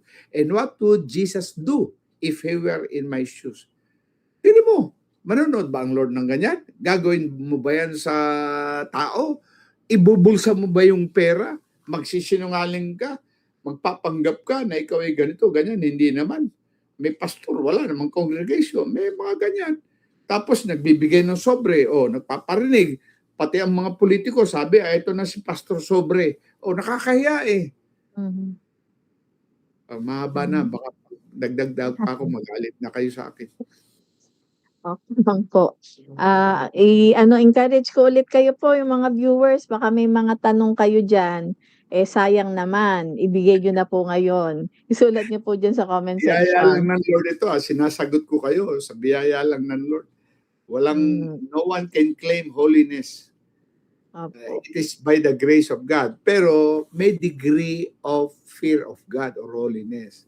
Sabi ng 2 Corinthians chapter 7 verse 1, no longer living in the flesh but in the spirit, perfecting holiness in the fear of the Lord. Wow. Thank Nang you. sabi ni Bishop Arnold Magtibay noon, hindi ko na nakalimutan yun. Perfecting holiness. So, ibig sabihin, may degree of perfection. Anong tawag natin dyan? Sanctification or ano ba sa panyang purification or sanctification. So, it is a long journey to walk in the holiness of God. Mhm. Opo, yung mga yung mga first steps talaga is very important. And Tapos, then sunod-sunod na. ang grace ng Lord will be sufficient. Di ba sabi ni Paul, yumayabang siya pagka kaya ang ginawa ng Lord sa 2 Corinthians chapter 12, binigyan siya ng visions and revelations. Hindi naman niya nakita si Lord face to face. Ay yung 12 apostles, siyempre, sila, eyewitnesses sila. Siya hindi. Pero he wrote 13 books. Why? Because dinala siya ng Lord sa third heavens. Sabi niya, whether in the body or in the spirit, I don't know. Kaya lang, binigyan siya ng Lord ng thorn in the flesh. Para huwag kayo yumaban. Hindi yung malabo daw mata, kalbo daw siya, maliit lang siya, may insecure. Hindi yan. Ang thorn in the flesh nakalagay doon, agent of Satan who keeps on tormenting me. Okay? Binubuli siya. Ginagamit yung minsan ng asawa mo, magulang mo, kasama mo sa church, kaklose mo, kaopisina mo. Lagi ka lang iniinis. Lagi ka lang. Bakit? Diyan ang iyong journey to perfection. Pag napagtagumpay mo, nahawakan mo siya ng tama, love, pray, do good, and bless. Yan ang Matthew 5:44 kung ikaw, babanata mo na, sasagutin mo. Kaya kukontrol mo sarili mo because of the fruit of the Spirit. Kaya pag may nang bubuli sa'yo, merong kung ano nung mga ginagawang kwento, diyan mo masusubukan kung sino ka na. Pag nagalit ka, gusto mong gumanti, gano'n. Muntik-muntik na ako. Bakit? Tao lang din naman ako. Sabi ng Lord, leave it all to me. The battle belongs to the Lord. Ay di, pinanawakan mo. Pero mahirap ng kapatid. Talagang grace lang ng Lord. Sige po, may tanong pa po. Marami daw pong mga simbahan dito sa Pilipinas and abroad. Pero bakit parang hindi daw po nababago ang sistema ng Pilipinas? Saan po daw nagkulang Hindi sa naman simbahan naman pagsunod at pagkabanal? ang laki-laki ng church ng mga kakilala nating churches, Victory Christian Fellowship, ang laki-laki nila. O Christ Commission Fellowship, ang lalaki na ng mga yan, JIL, lalaki. Mababago ba nilang bansa? Hindi, ang Lord lang ang makapagbabago ng bansa. Amen. Sa pamamagitan ng, sabi ni John Wesley, Methodist Church to, tapos nahati sila kasi isa nagkakasal ng bakla, yung isa hindi. Doon kami sa traditional belief natin, itong biblika, ayaw namin. Iba, magkakasal kami. Kaya tinan mo, nung Pride Month, yung ibang mga Methodist churches, meron pang pag-support sa mga ano. Bakit? Meron silang bakla na mga bishop pa pinapalandakan pa nila. Siyempre, sino ba matutuwa? Kaya umalis yung mga kasama nila. Ano sabi ng founder talaga nila si John Wesley? Lord, give me 10 men who hate nothing but sin and loves no one but God, and I will turn England upside down. Sabi ko, grabe naman to, Panginoon. Kahit 10 lang, kahit 12 lang, sa inyong church, ay kami nagpapirma ako sa Sintra Board. Lagay nyo lang signature plus date. Yan, itong Sintra Board nakasabit dyan sa pader namin. Ito one of the churches namin. Meron kami sa Quezon City, meron kami sa Dae. Kaya hindi naman kalaki ang basta mahalaga, meron kaming church. Pastor ako, may church kami. Ang iba, pastor, walang church, hindi lumalago. Bakit? Abi, tanongin mo ang Panginoon. Bakit? By their fruits, they shall know you. Ba't walang paglago? May problema. Tanongin natin kay Lord kung ano. Ito yung isang start. Dumadami kami. Wala naman ang anak ko rito. Nakikinig siya, I don't know. Abay, nang pumirma siya, nag-commit siya, Lord, I will walk in His footsteps. So, wala naman nag-force siya.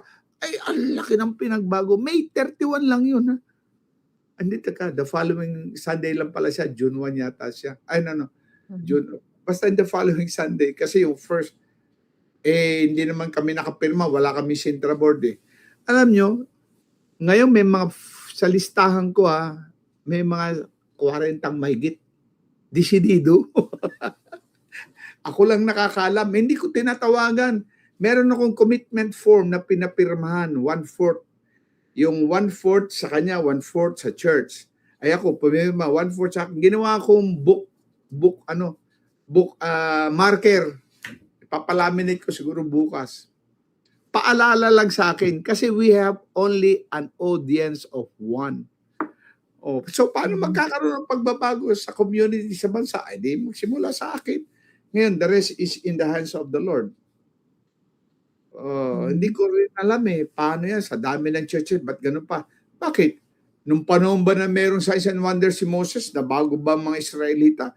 Nung panahon ng Panginoon Jesus, grabe, signs and wonders here and there, left and right, na bago ba ang mga puso ng tao? Hindi.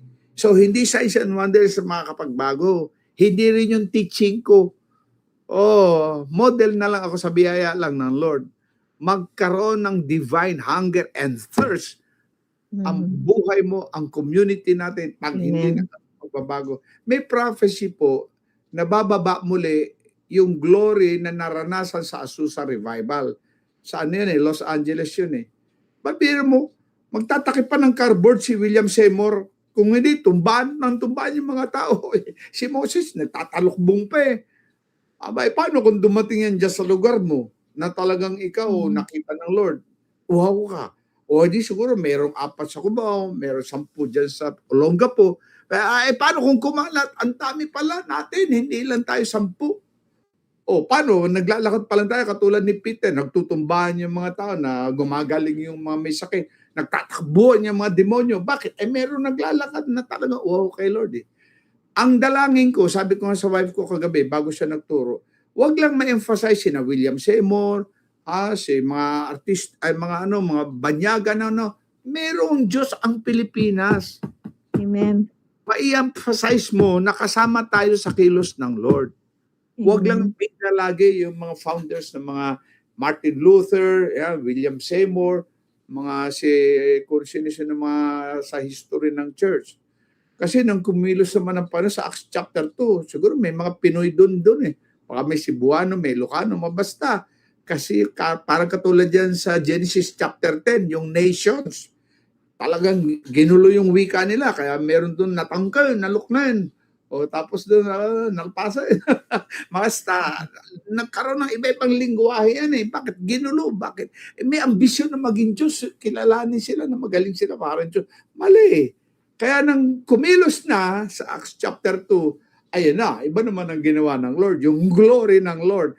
And I pray, kasi mga between 1800 to 1900 din, bumaba ang presence ng Lord.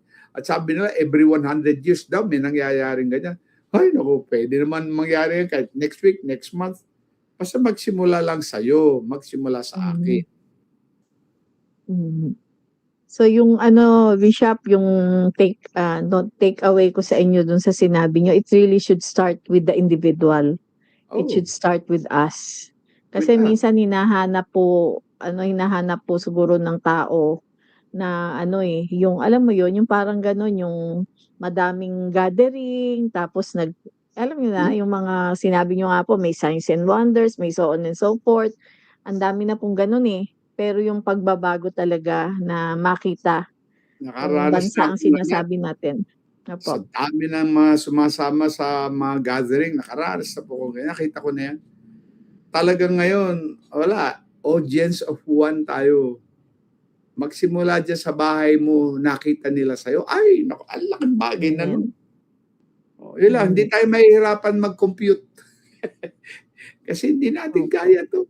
Sino makapagpapahinto ng mga LGBTQ? Lalakas ng backup ng mga yan. Biro mo, pati ang mga eskwelahan, DepEd, suportahan yan. Biro mo yan. Paano Mm. nila nagawa yan? Ay, Center of Education and Learning, susuporta ng LGBTQ. Talagang masyado Mm. ng talamak. Wala tayong magawa. Matthew 24 verse 12, in the last days, evil will increase. O ano sabi sa Daniel chapter 12 verse 10? The righteous will become more righteous, but the wicked will become more wicked. O, doon tayo sa righteous Mm. become more righteous. Mhm. O, 2 Mhm. Timothy chapter 3, 1 to 5. Abay, grabe. Lovers of themselves, lovers of money, lovers of pleasure rather than lovers of God. Ito matindi. Having a form of godliness. Verse, ano yun? Yung last, sa verse 5. Mhm. Denying God's power. So Mhm. grabe talaga, wala na tayong magawa. Bakit? Last days tayo eh. Ano sabi ni Peter sa Acts chapter 2 verses 14, 41? Habang siya nangangaral, mga tao talagang sinasaksak sa puso nila, nakukonvict. What shall we do? Anong sagot ni Peter? Save yourselves from this corrupt generation. O Mhm. yun, piliin mo na ngayon ang papanoorin mo. Huwag ka na lang basta pupunta sa Facebook. Lahat ng reels tinitingnan mo, maya nakaiba na, exposed ng katawan na, maya iba-iba na mga values. Kasi nga, pinayagan mo eh. I-delete mo na yan. Huwag ka nang pumunta doon. Hanapin mo yung presence ng Lord, makikita mo. Hallelujah. Amen. Sabi ko nang Ay, nasabi. ito po,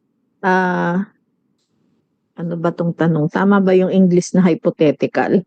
Sabi po dito, if Yan. Jesus 'no, kung si Jesus daw po ay lalakad ngayon sa Pilipinas, saang lugar, saang saang tao o kaninong tao, sinong tao o sinong mga tao o saang issue siya unang pupunta?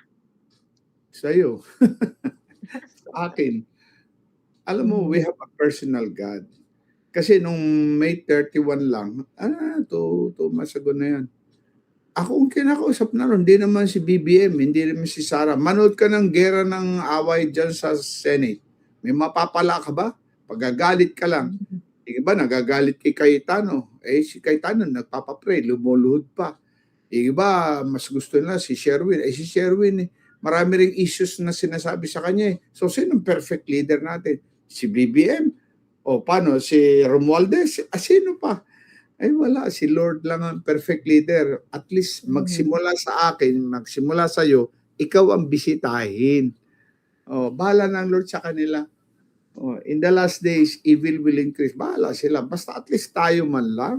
Kapatid, ikaw na nakikinig sa akin, samahan mo ko. Ito ang Mhm. tamang lakad. Ayusin mo yung utang mo, bayaran mo. Yung pinangakuan mo, tuparin mo.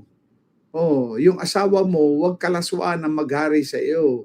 Pag meron kang impure thoughts, defiled ang isip mo, huwag kang magkaroon ng intimacy. Kasi defiled yan eh. Basta tingnan mo, walang ibang nakakaalam ng buhay natin kundi ako mismo, ikaw mismo. Magsimula lang sa iyo. Hindi ka magiging critical. Diba, yung mayor mo, si Belmonte, ba't mo gagawing LGBT capital to? Ba't ikaw ba ang hari dito? Mayor ka, pero ilang na lang, taon ka na lang, wala na. Wag tayo magalit diyan kay Gatchalian o kay Bibi, wag na. Kasi biktima lang din yung mga yan. Ang banata natin, yung mga territorial spirits, ruling spirits, mga principalities. magkaisa tayo, 2, 3 kayo, 5, 10. O kaya, wage warfare in the heavens kung may leading kayo kay Lord. Katulad nung nakaraan lang, nagkaroon kami ng worship and prayer caravan. Sabi ko talaga to si Pastor Arvin, buti lang, binata pa. Yan ang mga focus ng gawin ngayon. Nagkaroon tayo ng worship offering nung May 28. Ganun ang gawin natin. I-pour out natin ang puso natin kay Lord ng pagsabat, pasasalamat. Leave the rest to God. Bakit? Sa 2 Chronicles chapter 20, sa Exodus chapter 14, sa 2 Kings chapter, ano ba yun? Si King Joseph at si King Hezekiah, nakaranas sila, nagwa-worship sila. Ang Lord ang gumawa ng miracle. Nagpatayan. The Lord brought ambushes to the enemy's camps. Doon naman si King Hezekiah, 185,000 Assyrians. Pag dating na umaga, walang nagising, kahit isa, patay lahat. Walang dumanak na dugo, walang pinutulan ng ulo. Kaya pag ang Lord ang kumilos, si King Hezekiah, 1 Kings chapter 19 yata yun tingnan ninyo. Pag ang Lord ang kumilos, lahat ng nasa gobyerno, anong pinakang corrupt? Sino? BBM, sa executive? O ay paano sa legislative? Ang gugulo din nila sa upper house, sa Senate, lower house, sa Congress. O paano sa judiciary? O sinong mag-claim na wala silang corruption? Ay, naku po. Ako nga, 1992, sa nawasa pa lang, from 81 million. Tapos ang nakalagay sa pipirman ko, 340 million. Hindi ko pinirmahan. Nawasa yun. Na-bulgar bang nawasa sa mga ganyan? Hindi. Bakit? Puro DPWH. Ay, paano sa church? Tignan nyo sa church. Teka muna. Gawin natin mas personal. Kamusta ka na? Nag-iikapo ka ba talaga? Totoo ka ba? Ako. Kaya sabi ko, Lord, an audience of one lang tayo ngayon, mga kapatid. And I pray as we close this program, salamat, may ganito. Iba rin naman yun sa akin. Every Monday naman kami ng wife ko, 7 o'clock yan. Punta kayo sa FB Live, mapapanood nyo, iba-iba ring episodes. Sa Monday, brutal ito, talagang hardcore, criminal ito. 9 counts of repertoire, ano ba yan? Reclusion perpetua. 9 counts, 20 to 40 years yan per count. Ang dami niyang napatay, ang dami niyang pinapatay. Gun runner pa siya. Ang dami, kidnap for us, lahat yan. Basta ang kabutihan ng Lord na absuelto siya. Paano ginawa? Wala siyang connection na nilapitan. Ngayon na nakalabas na siya, I don't know kung 2024 yata yung kailan lang. Abay, kinukuha na naman siya ng mga gobernador, lahat ng sa politiko. Ang lakas ng temptation kasi may pera dyan eh. Sabi niya, ang buhay ko para kay Lord na lang. Ayun, pag napakinggan nyo sa Monday, kalat ninyo sa Monday, punta kayo sa FB Live. Simultaneous yan, naka-zoom kami, FB Live, linaw. Yan ang mga pakinggan natin. Huwag yung away ng politiko, huwag yung LGBTQ. Yung kilos ng Lord ang pakinggan natin. Ikalat ninyo ito.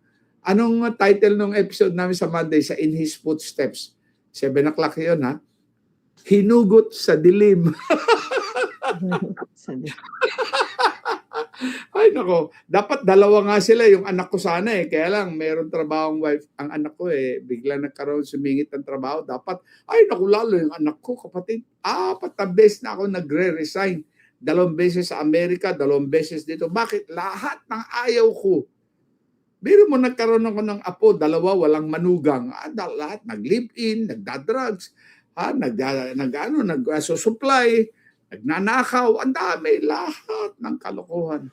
Biglang nagkaroon na encounter kay Lord, suka ng suka doon sa 2nd floor ng bahay ng in-laws ko. Sabi niya, kung totoo kang Diyos, in English, if you are a true God or the true God, I want you to rescue me because my life is in a mess. 2 hours siyang suka ng suka, iyak ng iyak, tulo lahat ng tutulo. That was the point of his wake-up call. Tapos, ang nakakatuwa mga kapatid, walang withdrawal. Alam mo, pag malalim ka sa drugs, walang dumi ang baho. Hindi, ang Lord lang talaga yan. Tapos, in-interview siya 3 beses sa DCAS. Panahon pa na buhay pa si Kuya, Clem Guillermo. Tapos, sa 700 Club. Grabe talagang turn around. Oo, kaya naku, eh, wala hindi lang siya available sa Monday. Meron pang panahon na para sa kanya. Pero mayroon pa akong mga yung mga nanonood sa'kin sa In His Footsteps, sabi ko, "Sige, send me your video."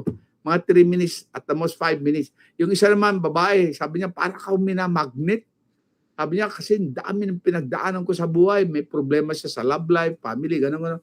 Alam mo, ang Lord lang, presence lang ng Lord. Iyak siya Mm. ng iyak at Mm. tuwang-tuwa siya. Kagabi nando'n na naman siya tsaka yung asawa niya, ang gulo ng naging buhay. Pero yan lang, presence of the Lord will bring you Mhm. into seeking for more of God, more of His holiness, more of His righteousness. Oh, masarap, madaling ituro, pero yung lalakaran, Mm. yun ang challenge. Sige, Opo. thank you very much. Mm. Opo. Yung, 'di ba sabi po ano, righteousness exalts the nation. Oh, Parati pong ako pagka flag racing siguro sa ilang kada 3 buwan binabanggit ko po 'yan, eh. Okey, so ang tanong po, sa tingin po ninyo ano daw po ang magagawa natin na eto, 'di ba, we declare aside from declaration na, um, makita po yung righteousness o makita yung katwiran kahit sa maliliit na gawa sa tahanan, sa eskuwela, sa barangay. yung sinasabi mo, Proverbs 14:34 yan eh. Righteousness Mhm. exalts a nation, but sin is a disgrace Yes, to opo. his people. Alam nyo, uulitin ko, ang hirap sagutin ng mga ganyan tanong. Paano mo babagyin si Hmm. mayor? Paano mo babagyin si gobernador? Eh, generations after generations, kapit to ko. Tapos ngayon, dynasty, politika. Talagang talamak na yan. Wala tayong magagawa dyan, kundi dumulog tayo sa Panginoon na ikaw na ang kumilos sa aming bansa. At tinan mo ang Venezuela, ay talagang grabe, ang daming patay, mga 400,000 yata. Basta ano, bakit? Pagka ang Lord ang kumilos, nakakatakot. Pero pag nagkaroon ng landslide fear of God, nangyari yan eh, sa Azusa Revival, nangyari yan. Nangyari yan doon kay, ano, doon sa Colombia, Bogota, Colombia, kay, ano, yung hinamon niya si Satan. Satan, listen to me, si Carlos Anacondia, at talagang isang tao lang yun, ha? Oh. So, gano'n ang dalangin ko. Huwag na tayo masyadong lumawak ang prayer mo, magkaroon ng pagbabago sa executive branch. Eh, naku, hindi lang naman ng presidente. Paano yung mga kanyang mga nasa cabinet? Paano yung mga nasa LGUs? Para maging simple lang at maging realistic, magsimula sa iyo, magsimula sa akin. Kaya ako, masasabi ko lang sa inyo mga kapatid, ang sarap ng ganitong buhay. May madala kang isa, dalawa, tatlo. Ang lakas ng ganitong magnet ng Lord. Oh, biro mo sa church namin dito, halos wala nang nalilate. Oh, nagdadala na ng Bible, nag-hallelujah na. Ang hirap, pang-aaralan ko lagi, mag-devotion kayo, aga kayo, magbigay kayo na. Eh, nung pinangaral ko, yung magkaroon tayo ng takot kay Lord, sumunod lang sa kalooban ng Diyos, ay ilang linggo pa lang naman kami. Hindi ko sinasabing lalakad kami katulad ng ganito. Kalaki, basta magkaroon lang ng generation na meron talagang susunod sa kalooban ng Diyos. And I want you to be counted. Oh, huwag niyo i-expect next Sunday ako speaker o kaya next month. Eh, hindi ngayon lang nga ako nakapunta dito eh. Oh, kanya-kanya tayo ng trabaho. Anong trabaho mo? Ipamuhay mo lang yung katotohanan ng righteousness ng law. I will close with this. Malakay 3:18. Nadinig ko lang to kay Bishop Jerry Ambi. Hindi ko na makalimutan. Mini-memorize ko pati yung ganyan. Ipapakita ko ang pagkakaiba ng mga lumalakad sa katwiran ko at naglilingkod na may katapatan sa akin. O in English, I will show the difference between those who walk in my righteousness and those who do not, and those who serve me wholeheartedly. Malakay 3:18. So yung buhay na tama, may righteousness ni Lord at naglilingkod na may katapatan. Iyon ang prayer ko Hmm. sa bawat isa sa atin. Ano, Thank good you night po, na. Bishop. So, to conclude po, in his footsteps, it's a call to righteousness. We always address it to the nation. Pero bottom line, sabi niyo po, isa lang ang audience. At ang tinitingnan ng Panginoon tayo, our walk with God, following His footsteps. it should start with us. If we Merong want a nation missionary. change, it should start with us. Tama po ba yun, Bishop? Merong isang missionary na tinuro ko na to sa mga last 3 episodes ng In His Footsteps. Nag-asawa ng Pilipina. Hindi ko ma-master pa yung mga pangalan minsan, pero sabi niya, 1800s, corrupt at ang dumi ng politika ng England. Kasi napunta na siya dito. 17 years na siya rito, may asawa na siya. Meron siyang business na flourish sa England. Na nag-asawa siya, nagfo-flourish din, nakalimutan ko yung pangalan. Pwede kong i-post dito sa inyong group chat. Sabi niya, started with the business community. Walang lagay-lagay. Sabi niya, ng mga kaibigan niya dito, sabi niya, imposible yan, mahirap yan. Sabi niya, the Lord will provide a way. Yun nga, hindi siya naglalagay. Ang minimum natin, 8,000 a month, ganun. Siguro 10, 12,000 a month. Ngayon, ang minimum niya, 25,000 sa mga staff lang niya. Ang prayer niya lagi, Lord, increase my income so that I can give more money to them. Para hindi na sila maghihirap, magiging corrupt, magnanakaw pa sa opisina namin. So, ganun ang ginawa niya. So, number 1, sabi niya, be honest, walang lagay-lagay. Number 2, give more money to your people. Business-minded siya .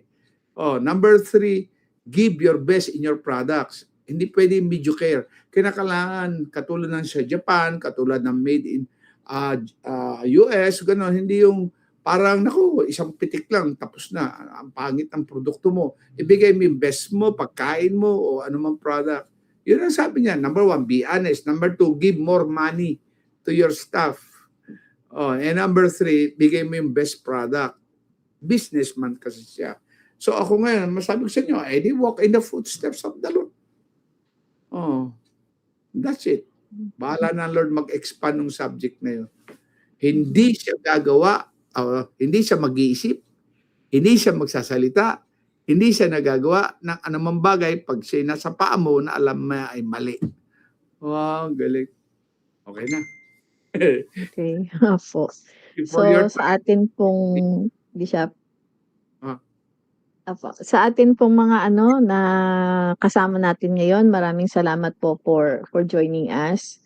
At ayan na, nasa atin pala ang hamon, hindi sa ating bansa, kundi dapat lumakad tayo ayon sa katwiran ng Panginoon. At kung nais natin ng pagbabago, simulan po natin. Baka naudlot di ba? Sabi ni Bishop kanina, baka naudlot. So, meron pa namang susunod na mga pagyapak, susunod na footsteps, and let us follow the footsteps of our Lord Jesus Christ. So, si Bishop bago tayo magsara, I would like to request you to pray for us, the viewers, and also pray for the church, and also pray for our nation. Okay. Yung pag-pray sa ating nation, ginagawa naman natin lahat yan. I believe with all my heart. Ang hirap lang i-measure kung nasa na tayo, kung meron na talagang pagbabago, ang hirap Kanya-kanyang claim na sila yung tama, mali yung kabila. Magsimula na lang talaga para simple sa buhay ko, sa buhay mo. Yun lang. Hindi mahirap i-compute yun, but ikaw lang nakakaalam because we only have an audience of one. As we lift our hands unto you, Father God, if you can join me in this, lift your hands to the Lord. We are saying, magsimula sa akin, magsimula sa amin. Sabi ng tanong, kung ikaw ay bababa rito, saan ka una pupunta? Sa Malacanang, sa judiciary, o doon sa legislative branch?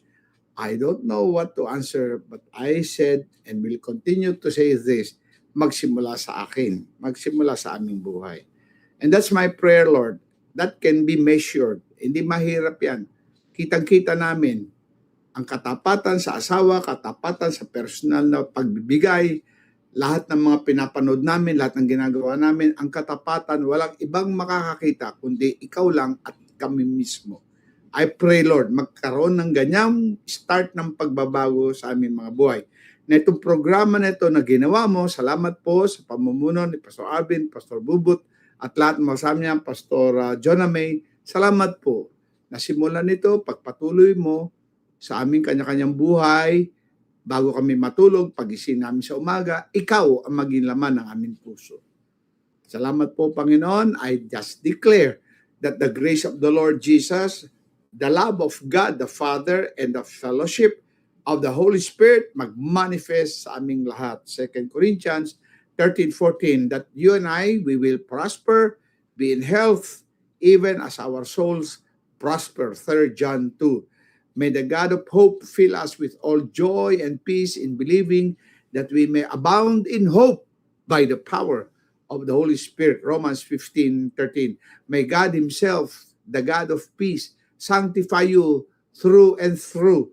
May your whole spirit, soul, and body be kept blameless until the coming of the Lord. 1 Thessalonians 5:23. And the last passage, to declare the blessings of God upon us all, I declare Numbers 6:24-26. The Lord bless you and keep you. The Lord make His face to shine upon you. The Lord be gracious unto you. The Lord lift up His countenance upon you, and the Lord give you peace. I bless you in the name of the Father, the Son, and the Holy Ghost. In Jesus' name. And everybody says, Amen and amen. Amen, amen. Praise God. Thank you po, Bishop. Ang dami naming natutunan. Ito po, sabi ni, ako si Mikey, thanks po. Nakakahamon at napakagandang pagsunod na may pagmamahal kay God. Salamat po. So everybody says amen. So Amen. see you po on July 14, yung ating unlock. Every other Tuesday po tayo. Antayin niyo po yung ating magiging mga guest. And also, have a good night's sleep. God Monday, loves us see you all. din. Monday. Every Monday po yung his follow his ano ba yan? Natatangtoy sa ko, Bishop. Follow his footstep. Every Monday yun, di ba, Bishop? Monday. I don't know for how long. Maybe this Okay. month, next month. I don't know. Basta until the Lord says so. Good night, Ano po? everybody. 7 o'clock yun, di ba po? 7 o'clock ang start? 9. Okay. Lumalampas talaga kasi pag nandyan ang presence ng Lord, namamatay ang Seiko, namamatay ang Rolex, walang relo. Walang sinabi ang relos. Wala. Okay, good sige night po. See you Monday. Good night. Good night, everyone. Shalom. God loves us all.